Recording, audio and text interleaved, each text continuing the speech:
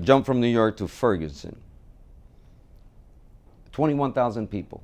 That would be like a small neighborhood in New York City. I know you can't compare both. What's been done wrong there so far, and what could be corrected if Ray Kelly were put in charge? If the governor of Missouri would call you, what would you?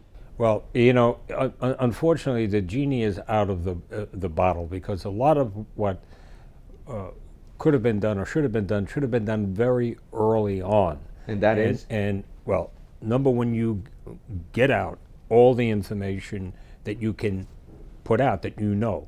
The number of shots fired, how many times the person was hit, the who, what, where, when, why of this incident. And you do it quickly as possible. What do you know? You know some sort of confrontation took place. You don't have anything more specific to say, because you're still gathering witnesses. You do an immediate canvass. By that I mean detectives, investigators go out, and you identify as many witnesses as possible. You go back the next day. You go back at the same time the next day to see if people would just happen to be passing through. You get those witnesses and you memorialize their statements as quickly as possible. In this instance, you have one spokesperson. Now, it's complicated, and it's so easy to second guess.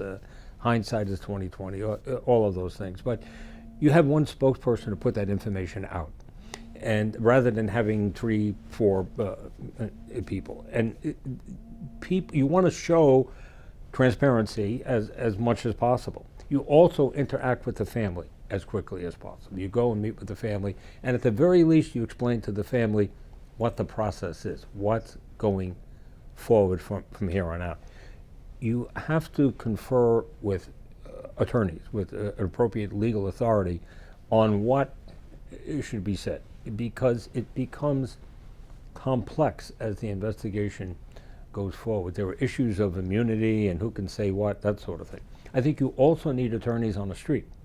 Police attorneys I'm talking about. Observers. Other volunteer attorneys will show up, but you need a legal authority on the street to advise the law enforcement commanders on the scene. I know it's hard to second guess. Would a Ray Kelly in that situation have ordered so quickly this massive presence of force? The police and riot gear was like almost inviting a fight to many of us. It's first of all, you come with what you have, if you know what I mean. This is the equipment that the officers have been given, so they're going to show up with that. I don't think it's so massive.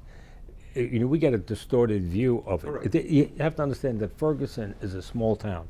It has only 53 police officers assigned to it. So they're using aid from other towns from the surrounding area.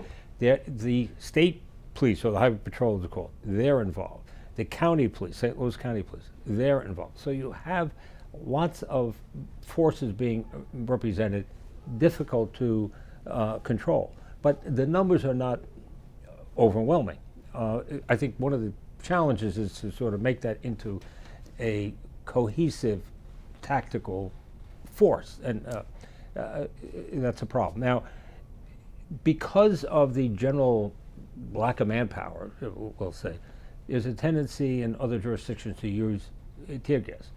In New York City and other cities, you have the ability to mass police officers. This is a department that has almost 35,000 police officers. So if you have a disorderly situation, you can bring in a significant number of officers in that area, and you don't have to use some of the tools that they're using. But partly it's because all these departments are relatively small, so they're using what they have, tools that wouldn't necessarily be used in a big city. We got to let you go as time restraints are there, but join the conversation quickly. If you can give sort of from your vantage points, based on all the experience, not being there on the ground, where do you think this goes in Ferguson? And you don't, if you can't answer, I understand, but well, I think should go. I think there's some validity to the fact that there is a small number of people who are there committing crimes. Now, people can come and voice their opinions. That is a fundamental right of our country and the Constitution. But I think you have to separate out the criminals, the people who are trying to light a building up and throwing Molotov cocktails and bottles. So what you do, in my judgment, is you identify those people. You film them. You have observation posts. You can bring in towers. There's that guy in a red shirt. He did X, Y, and Z. Then you have arrest teams that move in and you arrest that person. You have film, ideally, of what that person did. You arrest that, and then you take them out of the crowd, and you continue to do that. You separate as much as you can the criminals, The troublemakers from criminals, yeah. people who are legitimately demonstrating over a legitimate concern. No question about it.